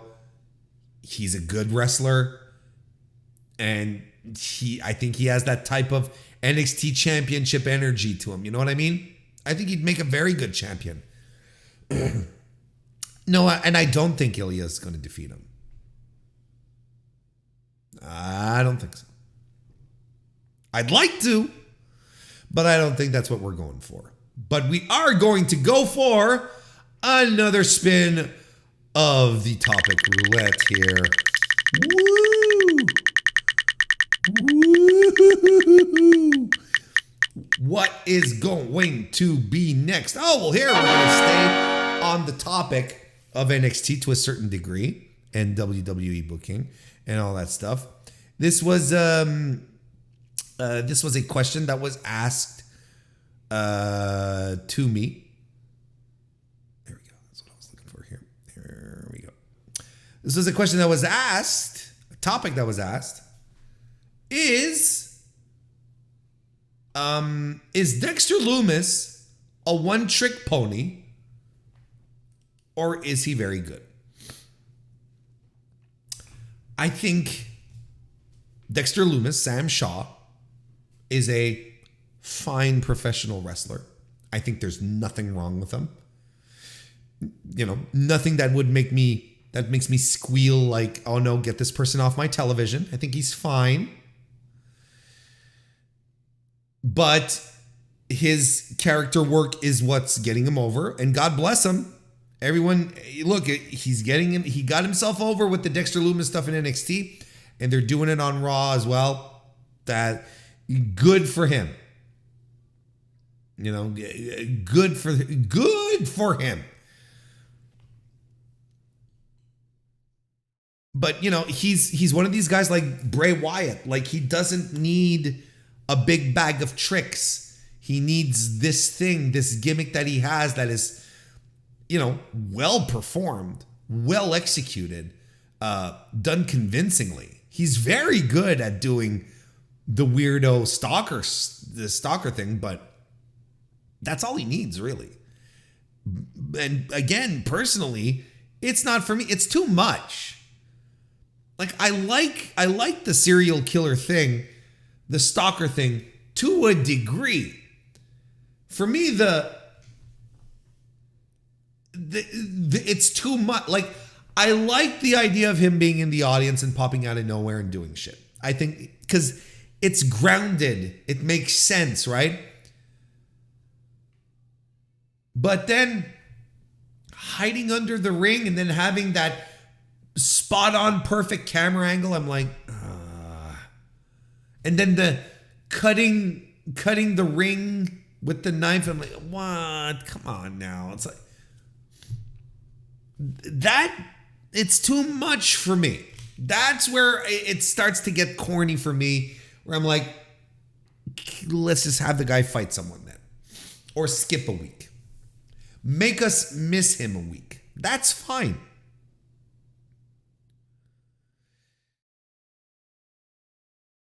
He has value. He has value as a sports entertainer, and you cannot blame the guy for doing what he does best very well, which is his persona, his character work. I think he's fantastic at it.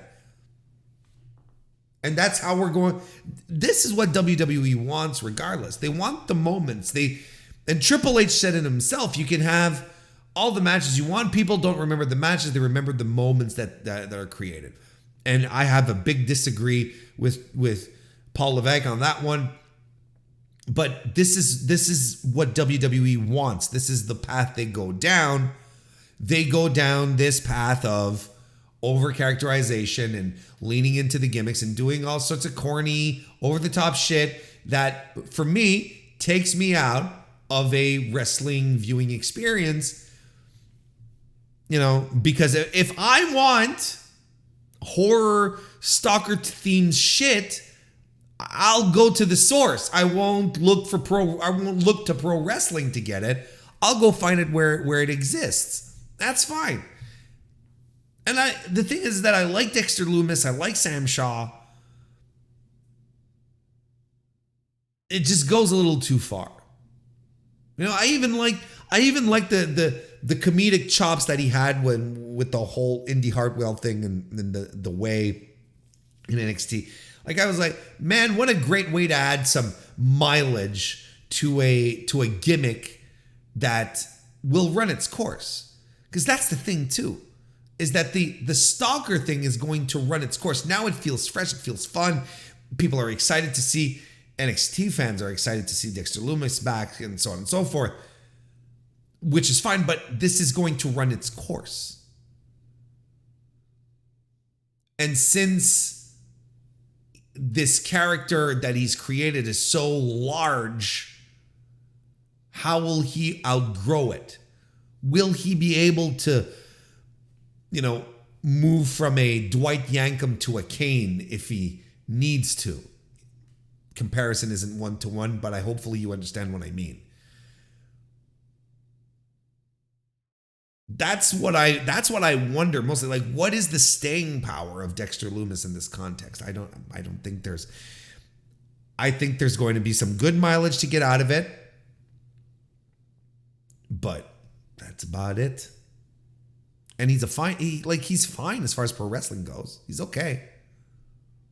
But you can expect his matches to be full of shenanigans and being overbooked and so on. That's just how it's going to be. That's how it's going to be because it's already very heavy-handed and a little convoluted and things aren't making sense.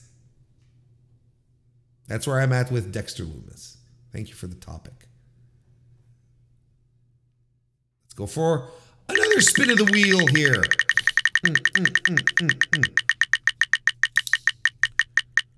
We've got time.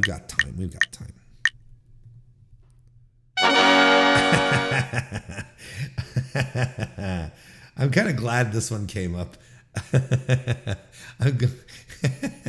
So earlier, I mean, I don't have many thoughts, but it's still funny to me. Earlier this week, AEW's Tony Khan. He was doing the media rounds to hype up Crown Jewel, right? And he was speaking to News 12 in New York. And he answered a question about the run of New York State events this month, in addition to upcoming shows in Philadelphia and Boston. And he said the following, quote, "We're running a lot of great shows around the Northeast. It's so many great wrestling markets in one geographic location. I'll say it, it's the crown jewel of wrestling markets.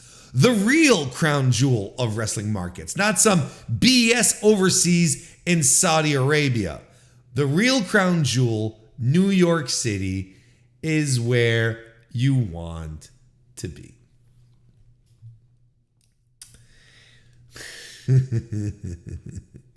As most of you know, bring on the chaos. Let's do it. This shit is great. I want more Tony Khan and more Paul Levesque taking shots at each other over media. Let's go. I want Paul Levesque saying, they beat us, but they beat our developmental. And I want Tony Khan going, well, crown jewel, but Saudi Arabia, LOL, This is the kind of shit I love. I love this. I want more of it. Let's go. This is the kind of quote that could come and bite Tony Khan right in the ass, though, further down the line, right? And actually, it can bite him in the ass kind of right now if he wants. Because he's, if I'm not mistaken, doesn't his father own like a hotel or a resort in Saudi Arabia or something to that effect? Pretty sure. I'm pretty sure it's something around. I'm pretty sure it's something like that. So he's sitting there and he's going, "Oh, the crown jewel is on his way."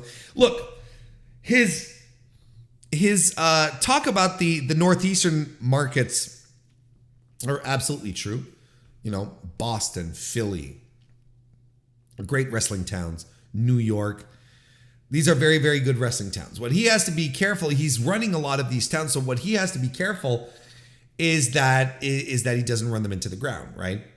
I think this is more interesting, a more interesting thought outside of the scandalous crown jewel thing, right? But he has to be careful to not run these markets into the ground. And right now, the West, the Pacific, is dying for some wrestling, I think, at this point. And the wrestling scene on the West Coast, from Portland to LA, is fantastic. Between Defy and West Coast Pro and many others, Prestige Wrestling.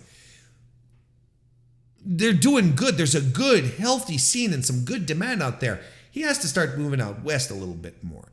Not just going to Ontario, California. He has to start hitting the big buildings. But I understand out at the same time that he's being a little conservative and going for the same values, which is fine.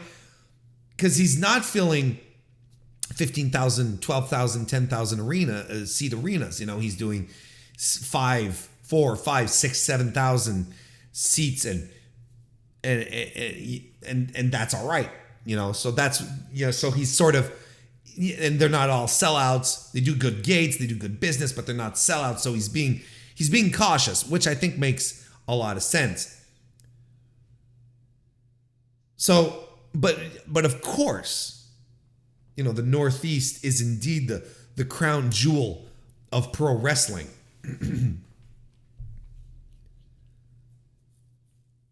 So it was an interesting quote, and I like this shit.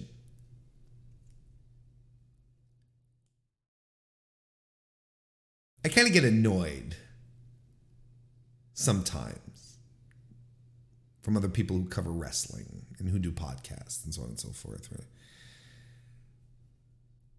Well, they'll laugh at this and be like, "Oh, right, that's right, Tony Khan. Absolutely, Crown Jewel sucks. Saudi Arabia sucks. Hey, by the way, let's have a talk. Let's preview Roman Reigns versus Logan Paul at Crown Jewel." Like they'll, you know, we know why Tony Khan is talking about Saudi Arabia. We know why he's doing it. We know it's a PR nightmare. We get it, you know.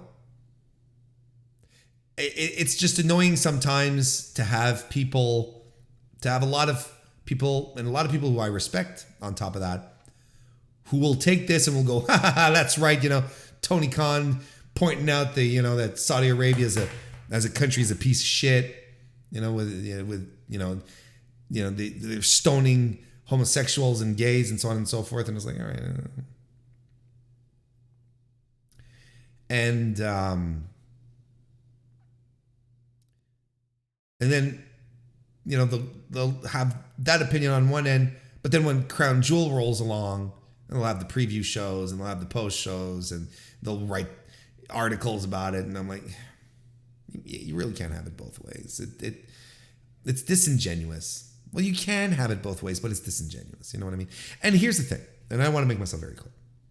I have the utmost respect for people, you know, who run websites, you know, I'm not here trying to, I'm not casting any stones, really. That would be disingenuous of myself. You know, where you have, you know, like, you know, The Observer and Fightful and Wrestling Inc. and, you know, the Wrestle Purists, you know, these are all people I like and their websites I like, and I have no qualms with them doing what they need to do to provide coverage, do the coverage that they want to do, and keep their shit afloat. Because it's hard to maintain a website open and profitable in the year 2022. And fucking Fanbyte shut down like a couple of weeks ago, which was tragic. And then next thing you know, the company that owned Fanfight was shut down, and the company that owned Fanbyte, shut down a few days, like a week later or 2 weeks later. It's really hard. It's so incredibly hard to keep a media site open and running with a staff. You got to do what you got to do, and I understand that. I really do. You know, I'm on my end here. I'm on my end of the spectrum. There's no one. I'm not salaried. There's no one paying me to do anything. There's like, I'm sitting here on Thursday nights recording a podcast about wrestling that I like. So, you know, I have all the leg room in the world to say, I'm going to talk about this or I'm not going to talk about it, right? So if I sit here and I say, you know, I'm not covering Crown Jewel, it's because I have the leisure, I guess, to do it. Maybe leisure is not the right word. I have the context to be able to do it. I can't blame anyone for doing what they have to do. There's just sometimes sometimes you just do have to take a stand on certain things. So if you're reporting Tony Khan taking shots and then you're having analysis following saying, oh, of course Saudi Arabia is a piece of shit, and so on, but then you go ahead and cover. It's strange to me. And again, I really don't want to give the impression that I'm casting any aspersions. I just, I think as media, but when you, I don't even consider myself part of wrestling media. Regardless, I'm a D-list podcaster. I'm the best goddamn D-list podcast out there. Let me tell you. Like I said, everyone has to do what they have to do. And I can't cast aspersions. I can only reflect on what I want to do, right? Ultimately, that's what it is. And I don't want to sit here and say they should be doing this. All I know is that, for multiple years now, I have not covered the Saudi events, and that tradition will continue for multiple reasons, which I am not going to get into right now. But, it's just sometimes I wish there was that parity, not parody, but that parity in. On one hand, I'm going, yes, Tony Khan is right. Saudi Arabia is a piece of shit. But then on the other side, you're going like, hey, let's preview Roman Reigns versus Logan Paul. Where I'm like, there's no rhyme or reason. Like there's no connecting tissue, as Chris Charlton would say. Anyway, little soapbox moment there. And Nicole in the chat confirmed it to me. See, I was a little off, and I'll just correct myself, but she says Tony's dad, and she's right now that she's read now. Yeah, that's what it was. Tony Khan's dad, purchased the Four Seasons Hotel in Toronto from the Kingdom Holding Company, which is based in Saudi Arabia. So they did business. They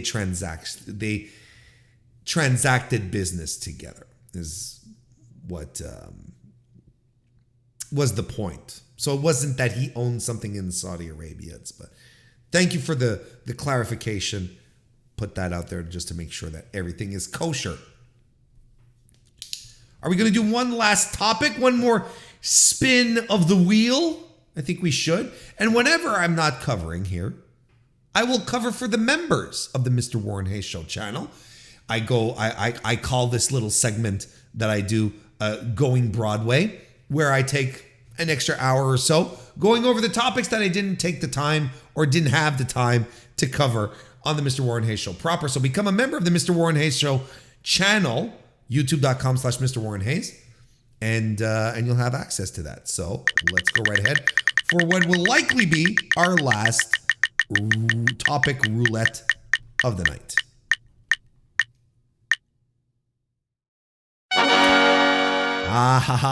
So this topic here asks the question: has this been the best year for Chris Jericho in the past 10 years? And I think the short answer is yeah. Maybe, probably. I think it's up there. And I would have to challenge it with that buffer zone where AEW was starting off and he was still going to New Japan. Because I think his New Japan stuff is when he was fighting Naito and Tanahashi, right? And he was fighting for the Intercontinental title. I think there's something there that could have the same type of equation, right? Here, let's have a little fun. Because, I didn't overly, I put these topics together and like, look, whatever happens, right? And we'll take a look at this together. I didn't like get all the notes out and whatnot, but let's take a look at Chris Jericho's stats here. Let's just take a look at his career because he's had, ever since leaving WWE, I think he's been extremely good. He's been compelling at the very least, right? So Look in 2018, okay? He's gone from the Fed. Let me get this here. This will be better. Okay, I'm fixing stuff up. Take it clear for me. He's left the Fed in 2018, right? His last match is famously the Greatest Royal Rumble at the WWE Greatest Royal Rumble pay-per-view, right? He goes 2 months after he's done. He's in New Japan. People are freaking the fuck out. And he's winning the IC title off of Tetsuya Naito. Instant heat. He's doing a cross-promoted show. He's starting his cruise, the Rock and Rager, right? Where arguably this is, big part of AEW here. He goes back to Japan, defends the IC title against Evil, then goes to Wrestle Kingdom and loses the IC title to Naito. Then next thing you know, AEW started up. He's defeating Kenny Omega at AEW Double or Nothing. He's going back to Japan to challenge Kazuchika Okada. This is in 2019. Then he wins the AEW World Championship against Adam Page, forms the Inner Circle, defeats Darby Allin, Cody Rhodes, Scorpio Sky, remember him? Jungle Boy does a 10-minute time limit draw with him. And then he's back on New Japan television at Wrestle Kingdom against Tanahashi. I don't know, man. That 2019 run, that was hot stuff. 2020, let's take a look at this real quick. He's got, he loses the title in February to Moxley, right? And then he's doing Inner Circle stuff. He does the Stadium Stampede match. He has his feud with Orange Cassidy. Like 2020, Mimosa Mayhem, all that bullshit. I would say, he has his feud with MJF, which, I thought was good to a degree.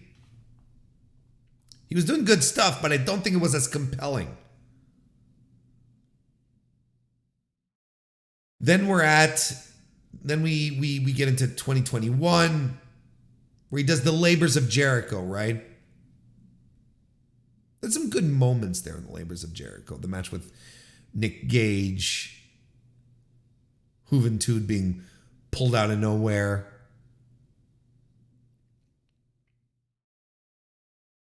And I mean, he's doing stuff. He's doing the blood and guts. He's doing he's doing the big matches. And even this year, the blood and gut matches, the Stadium Stampede, the Anarchy in the Arena. Like, he's doing all of this, right? I would argue his 2019 is more compelling to me. Not as many matches, but such significant moves that he did. Coming off of 2019, his 2018, where he's left the Fed, he wants to reinvent himself, wants to try something new, comes in as one of the figureheads of AEW, defeats Kenny Omega, wrestles Kazuchika Okada back in Japan, and is the first AEW world champion. I don't know, man. There's something special about 2019 for Chris Jericho.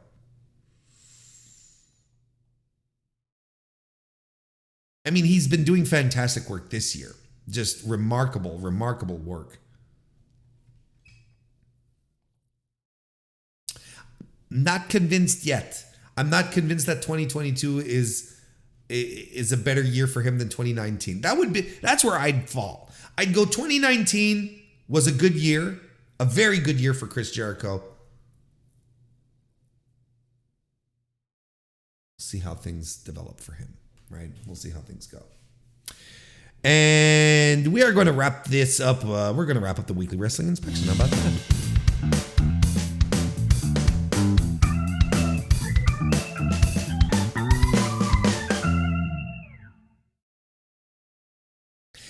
And we are also going to wrap up tonight's edition of the Mr. Warren Hayes Show. And I hope you guys and gals and non-binary pals enjoyed your stopping by here, whether it was on youtube.com/Mr. Warren Hayes, whether it's on your favorite podcast app. I appreciate you hanging out till the very end here to listen to all of my ramblings. And you know, subscribe if you're here on YouTube and you're listening for the first time. I'd appreciate it a great deal. Give it a like as well. And, you know, subscribe to the feed on your favorite podcast app as well. That stuff really helps out. Reviews on Apple Podcast, 5 stars, ideally. Those are great. 5-star ratings on Spotify as well are pretty dope. So if you want to do all of that, go right ahead. And I will bid you adieu for tonight. And I hope everyone has a great weekend. And I'll see you next time.